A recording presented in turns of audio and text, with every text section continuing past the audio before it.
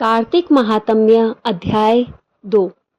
प्रणाम भक्तजनों, आइए भगवान के नाम के साथ में हम आज का अध्याय शुरू करते हैं। ध्याऊं नाम प्रभु का, सुने शब्द अनूप, कृपा करे भगवान सच्चिदानंद स्वरूप। भगवान श्री कृष्ण आगे बोले, हे प्रिय, जब गुणवती को राक्षस द्वारा अपने पति और पिता के मारे जाने का समाचार मिला तो वह विलाप करने लगी। हे नाथ, हे पिता, मुझको त्याग कर तुम कहाँ चले गए? मैं अकेली स्त्री तुम्हारे बिना अब क्या करूं? अब मेरे भोजन, वस्त्र आदि की व्यवस्था कौन करेगा? घर में प्रेम पूर्वक मेरा पालन पोषण कौन करेगा? मैं कुछ नहीं कर सकती। मुझ विधवा की रक्षा कौन करेगा? मैं कहाँ जाऊं? मेरे पास तो अब कोई ठिकाना भी नहीं रहा। इस प्रकार विलाप करती हुई गुणवती चक्कर खाकर धरती पर गिरकर बेहोश हो गई। बहुत देर बाद जब उसे होश आया तो वह पहले की तरह करुण विलाप करते हुए शोक सागर में डूब गई। कुछ समय के पश्चात जब वह संभली तो उसे ध्यान आया कि पिता और पति की मृत्यु के बाद मुझे उनकी क्रिया करनी चाहिए जिससे उनकी गति हो सके। इसलिए उसने अपने घर का सारा सामान बेच दिया और उससे प्राप्त धन से उसने अपने पिता और पति का श्राद्ध आदि कर्म किया। तब पश्चात वह उसी नगर में रहते हुए 8 पहर भगवान विष्णु की भक्ति करने लगी।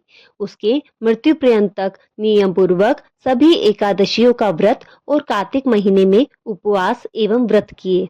हे प्रिय, एकादशी और कार्तिक व्रत मुझे बहुत ही प्रिय है। इनसे मुक्ति, भक्ति, पुत्र तथा संपत्ति प्राप्त होती है। कार्तिक मास में जब तुला राशि पर सूर्य आता है तब ब्रह्म मुहूर्त में उठकर स्नान आदि व व्रत व उपवास करने से मनुष्य मुझे बहुत प्रिय हो जाता है, क्योंकि यदि उन्होंने पाप भी किए हों तो भी स्नान व व्रत के प्रभाव से उन्हें मोक्ष प्राप्त हो जाता है। कार्तिक में स्नान, जागरण, दीपदान तथा तुलसी के पौधे की रक्षा करने वाले मनुष्य साक्षात भगवान विष्णु के समान हैं। कार्तिक मास में मंदिर में झाड़ू लगाने वाले, स्वास्तिक बनाने वाले तथा भगवान विष्णु की पूजा करने वाले मनुष्य जन्म मरण के चक्कर से छुटकारा पा जाते हैं।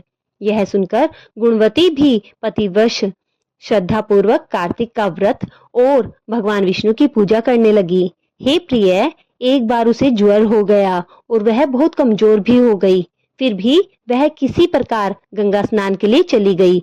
गंगा तक तो वह पहुंच गई, परंतु शीत के कारण वह बुरी तरह से कांप रही थी। इस कारण वह स्थिर हो गई। तब मेरे दूत उसे मेरे धाम ले आए। तब पश्चात ब्रह्मा आदि देवताओं की प्रार्थना पर जब मैंने कृष्ण का अवतार लिया तो मेरे गण भी मेरे साथ इस पृथ्वी पर आए, जो इस समय यादव हैं। तुम्हारे पिता पूर्व जन्म में देव शर्मा थे, तो इस समय श्रद्धाजाति है। पूर्व जन्म में चंद्र शर्मा जो तुम्हारे पति था वह डाकू है, और हे देवी, तू ही वह गुणवती है। कार्तिक व्रत के प्रभाव के कारण ही तू मेरी अर्धांगिनी हुई है। पूर्व जन्म में तुमने मेरे मंदिर के द्वार पर तुलसा जी का पौधा लगाया था। इस समय वह तेरे महलों के आंगन में कल्प वृक्ष के रूप में विद्यमान है। उस जन्म में जो तुमने दीप दान किया था, उसी कारण तुम्हारी देह इतनी सुंदर है और तुम्हारे घर में साक्षात लक्ष्मी का वास है, क्योंकि तुमने पूर्व जन्म में अपने सभी व्रतों का फल पति स्वरूप विष्णु को अर्पण किया था। उसी के प्रभाव से इस जन्म में तुम मेरी प्रिय पत्नी हुई हो। पूर्व जन्म में तुमने नियम पूर्वक जो कार्तिक मास का व्रत किया था, उसी के कारण मेरा और तुम्हारा कभी वियोग नहीं होगा। इसी प्रकार कार्तिक मास में व्रत करने वाले मनुष्य मुझे तुम्हारे समान प्रिय है। दूसरे जप, तप, यज्ञ, ज्ञान, दान आदि करने से प्राप्त फल कार्तिक मास में किए गए व्रत के फल से बहुत ज्यादा थोड़ा होता है, अर्थात कार्तिक मास के व्रतों का 16वां भाग भी नहीं होता है।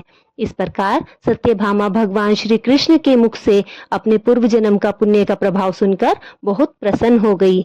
बोलिए वासुदेव महाराज की जय, कृष्ण महाराज की जय, सत्यभामा की जय, कार्तिक महात्म्य की जय। कार्तिक महात्म्य हम रोज सुन रहे हैं।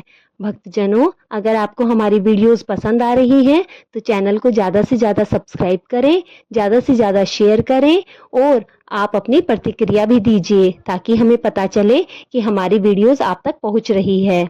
भगवान हम सब पर अपनी कृपा बनाए रखे। भगवान हमारे घर में सुख शांति हमेशा ही बनाए रखे। धन्यवाद।